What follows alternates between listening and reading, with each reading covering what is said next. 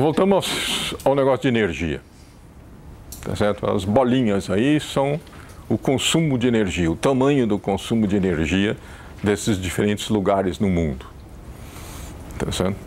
E as cores que vocês veem dentro das pizzas aqui, tá certo? É o papel da gasolina, o papel dos biocombustíveis, tá nesse azulzinho aqui que mal aparece aqui em algumas bolas, tá certo? Dos biocombustíveis, gases, diesel, tá certo? A combustível para motor a jato, tá certo? Eletricidade, tá certo? Nesse azul mais escuro, os biocombustíveis no azul mais clarinho, tá certo? E gerar frio, refrigeração, tá certo? Dentro do circuito. Então vocês veem que o gasolina é um item dominante, logo depois aparece o diesel, tá certo? O combustível de avião, tá certo? É o terceiro, essa linha ocre aqui, e começam os pedacinhos. E vocês veem que o pedaço, tá certo? Que corresponde ao biocombustível, você mal consegue identificar aqui a coluninha do azul claro. Tá certo? Quer dizer, é um assunto novo ainda. Tá certo? Apesar de todos vocês terem crescido sabendo que tem o tal do negócio do etanol aí, do álcool, quando você soma tudo, isto ainda é uma coisa pequena. Tá certo? E que, portanto, tem uma perspectiva de expansão muito grande, tá certo? No circuito. E outros vocês veem pelo tamanho das bolinhas, tá certo? Que tem alguns lugares que gastam muito mais energia do que os outros do mundo, tá certo? Quer dizer, tem um gasto concentrado em algumas partes, tá certo? A América Latina figura numa posição intermediária. Isso aqui é o uso de energia por pessoa, tá certo? Dentro do circuito, você vê pela nossa cor aqui que nós estamos ali no lado intermediário do sistema, tá certo? E tem uns que gastam muito mais do que os outros. Em geral, os núcleos mais desenvolvidos do mundo. Tá certo?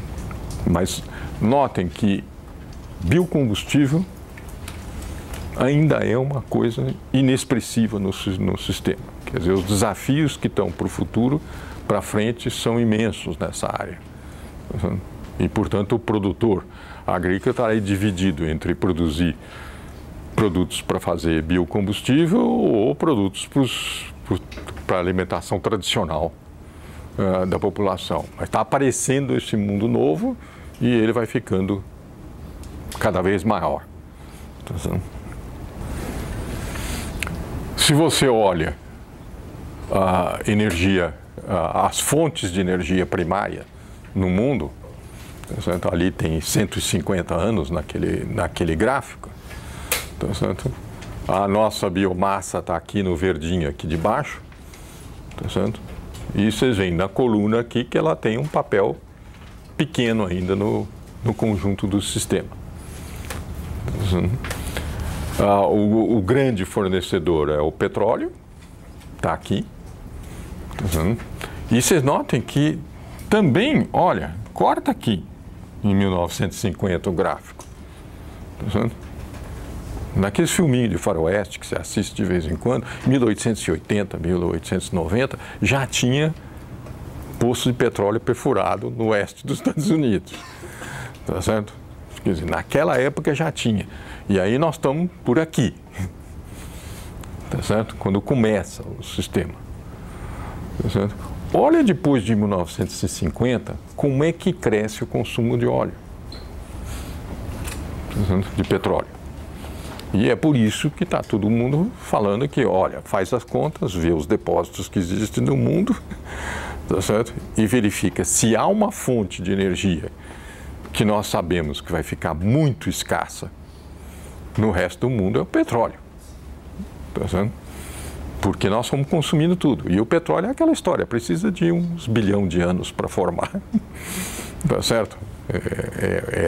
É a deterioração de toda a matéria orgânica que acaba misturando com alguns minerais e vira o petróleo. Só que eu preciso de milhões de anos para fazer um novo depósito.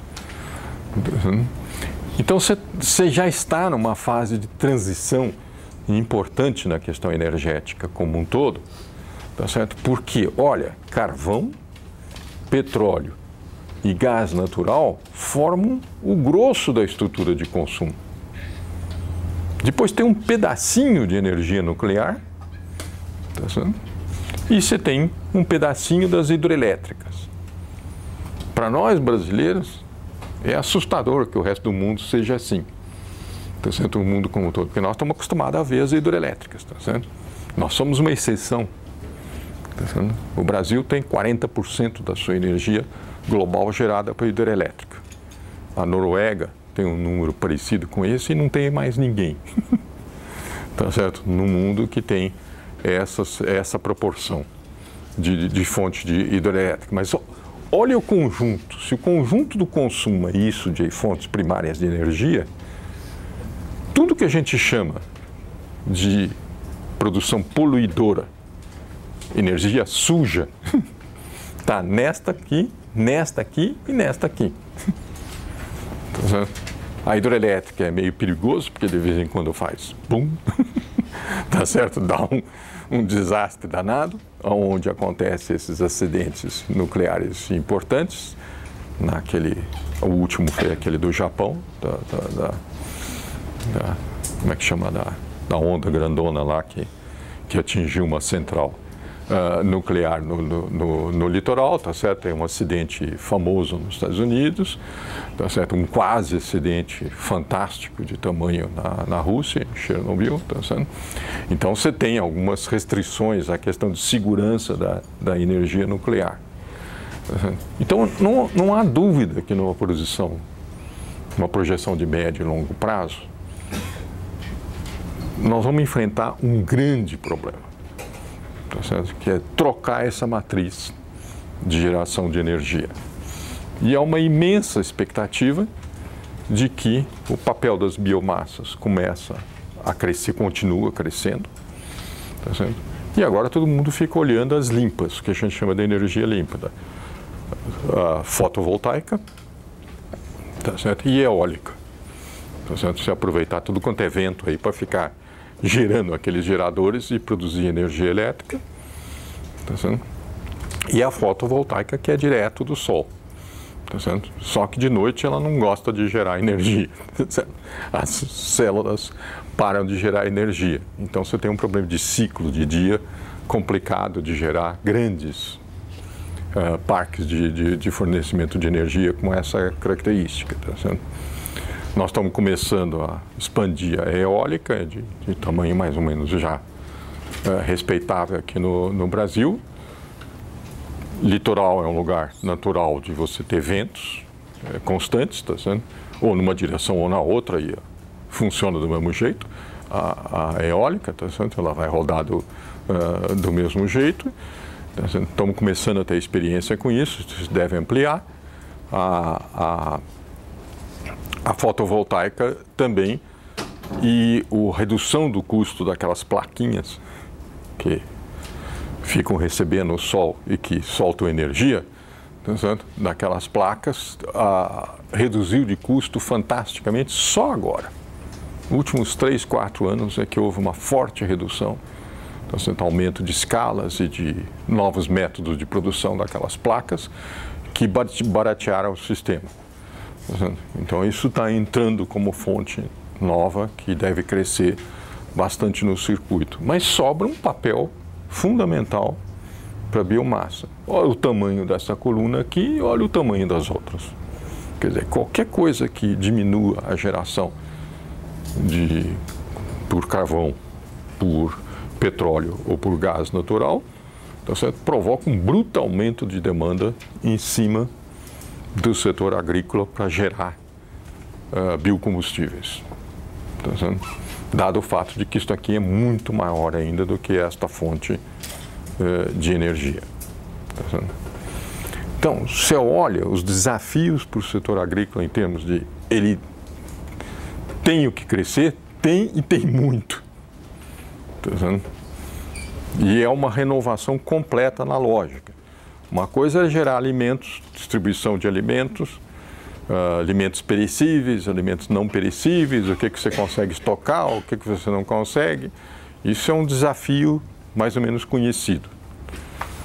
Agora, se gerar uma quantidade imensa de florestas para gerar termoelétricas, quer dizer, para produzir eletricidade a partir de fogo, voltar a trabalhar com caldeiras, tá certo? Como se fazia antigamente, tá certo? Com vapor e tudo isso, é um desafio tremendo. Não vai ser pelo caminho antigo, vai ter que ser por um caminho novo.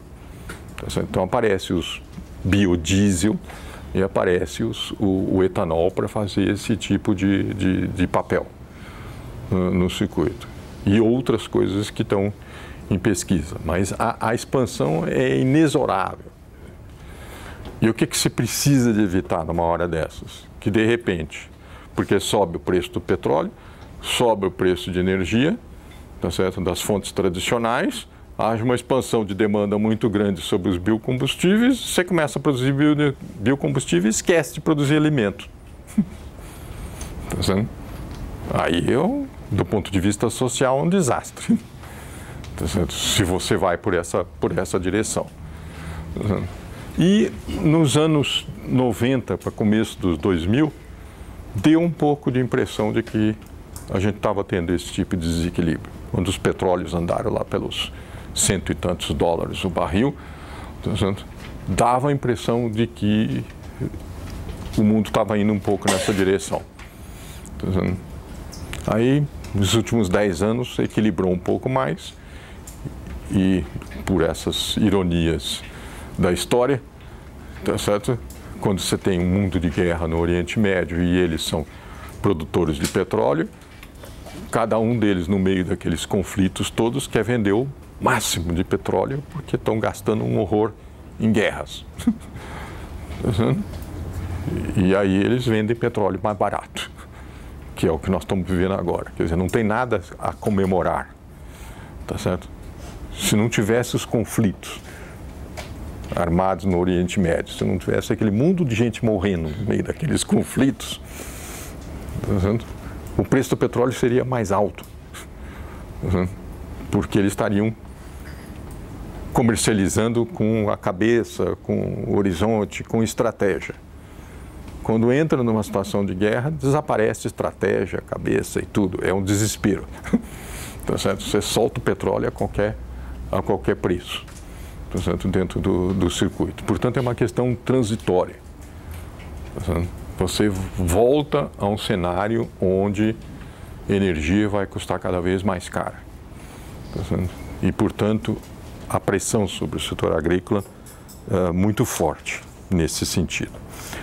Esta aqui é complicada de ver, é daquelas tabelas para você ficar olhando com calma e tudo, que é para você ver, tá certo, que tipo de combustível você consome em cada lugar do mundo. Tá certo? A estrutura de consumo. Não dá agora durante a aula, fica aí as tabelas, fica tudo, para depois você pode ficar olhando atrás e vendo qual é a diferença entre os padrões de consumo da América Latina, tá certo? E como é o consumo da China, tá certo?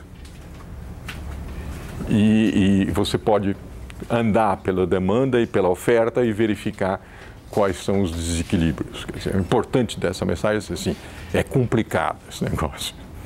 Tá certo? É muito produto e muita diferença de tecnologia entre países.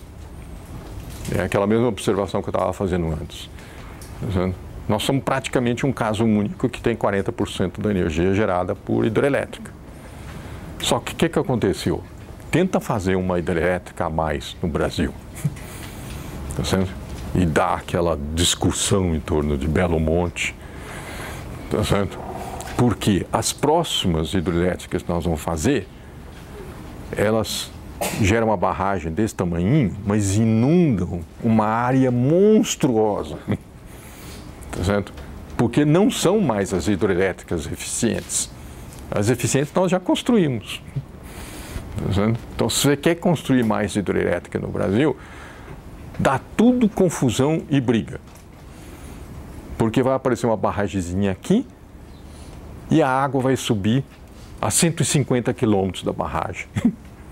E o rio sobe e inunda uma área. E uma porção daquela população que vivia tradicionalmente na beira daquele rio fica pé da vida com a situação. Tá certo? Porque você está destruindo o uso da terra deles, o padrão de vida deles, a tradição deles, tudo aquilo vai tudo para baixo d'água. Tá certo? No processo. Então, nós estamos praticamente com as hidrelétricas viáveis praticamente esgotadas. Tá certo? Acompanhe um pouco essa literatura da briga toda lá com Belo Monte e agora é que começou a ficar pronta a barragem, que está começando a subir a água. Vocês vão ver nos próximos 2 anos, enquanto você está enchendo aquele reservatório inteiro, o quanto de problema vai aparecer na estrutura. Então, batemos no limite, praticamente, das hidrelétricas, a não ser dessas pequenininhas que você começa a colocar naqueles lugares discretos e todos espalhados pelo setor. Mas aí elas são muito mais caras em relação ao que elas geram de energia por ano.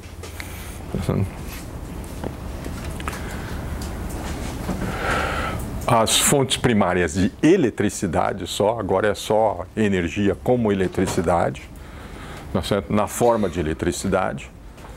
Tá certo? E aqui você está querendo avaliar mais ou menos aquelas que são menos poluidoras e aquelas que são mais poluidoras na geração de energia elétrica. Tá certo? Aqui, você quer dizer, com esse vermelho escuro, tá certo? Que você gera energia elétrica e mais de 75% da energia que você está gerando de eletricidade produz muito pouco gás de efeito estufa, que é a hidroelétrica. Tá certo? Esse é o papel da hidroelétrica. Tá certo? E aí você vai descendo aqui no quadro, tá certo? E você está trabalhando com as fontes primárias para gerar eletricidade, que são as piores do mundo. Tá certo? E aí aparece uma China aqui inteira, tá certo? Porque quase todas as termoelétricas deles são de carvão. E aí não tem coisa pior para gerar eletricidade do que o carvão em termos de gerar gases de dióxido de carbono, de efeito estufa violentos.